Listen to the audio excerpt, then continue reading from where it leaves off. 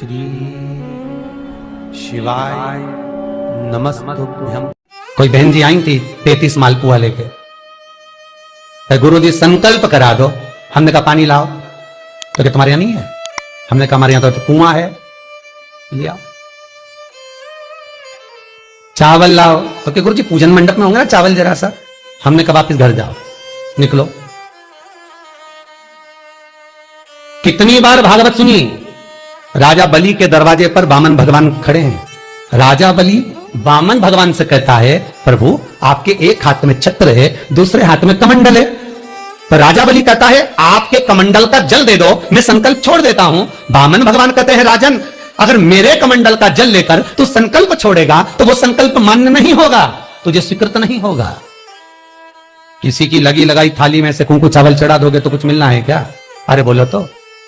विष्णु पुराण में तो यहां तक लिखा है कि किसी का लगा हुआ दिया, किसी का दिया मंदिर के अंदर रखा था, तुमने अपना डब्बा खोलकर बत्ती निकालकर उसके दिए में रखकर जला दी और सोच रही है कि मैंने खूब बड़ा काम कर दिया, तो उसका तो फल ही नहीं मिला।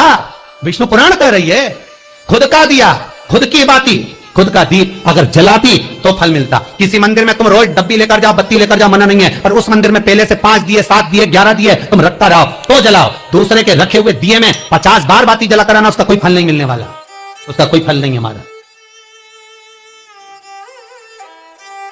खुद का जल लेकर जाओगे, खुद का लोटा लेकर जाओगे तो फल। यहां तो स्वयं भागवत कर रही है, राजा बलि के सामने वामन भगवान कहते हैं राजन तेरे कमंडल को लेकर आ, उससे संकल्प छोड़, अगर मेरे जल का संकल्प छोड़ेगा तो उसका कोई फल नहीं मिलने वाला। राजा बलि अंदर गया, जाकर भी उसने कर्म बेकार कर दिया। राजा बलि ने क्या, कमंडल लाना था खुद का, उठा लाया शुक्राचार्य जी का। शुक्राचार्य जी का कमंडल उठाकर लाया, इसलिए शुक्राचार्य जी कमंडल के अंदर जाकर बैठ गए। एक आंख लगाकर देखते रहे, जल बाहर नहीं निकलने दिया शुक्राचार्य जी ने कि मेरे कमंडल का जल कैसे निकल जाए भला।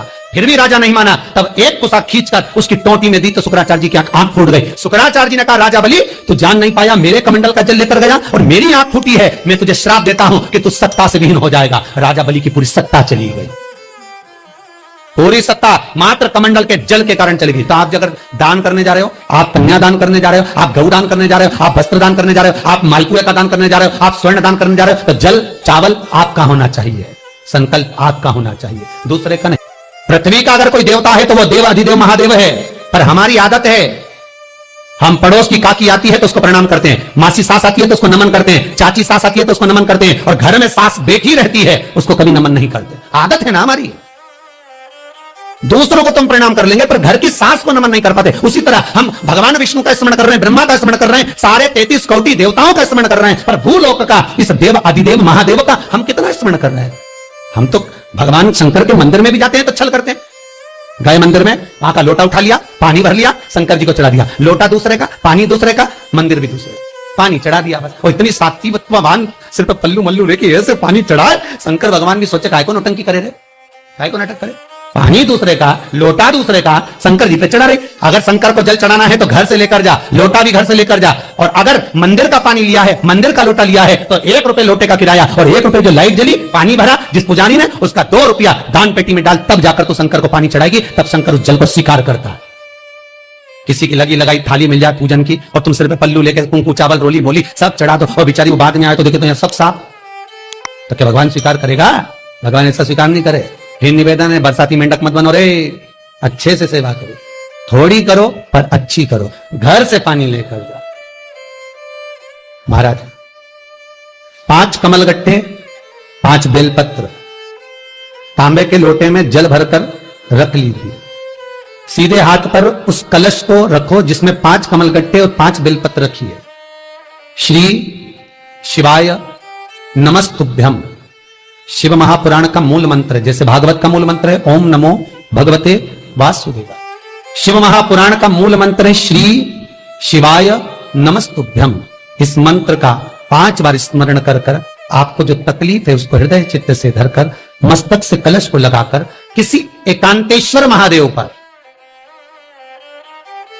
एकांतेश्वर महादेव मतलब अपने गांव से, नगर से, शहर से जो बाहर खेड़े में हो, बिल्कुल बाहर,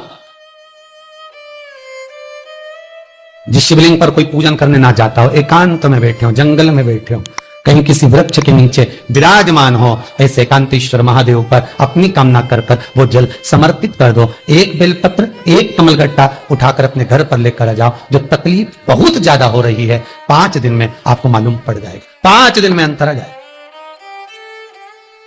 शिव का अनुमोदन करो, शंकर का स्मरण।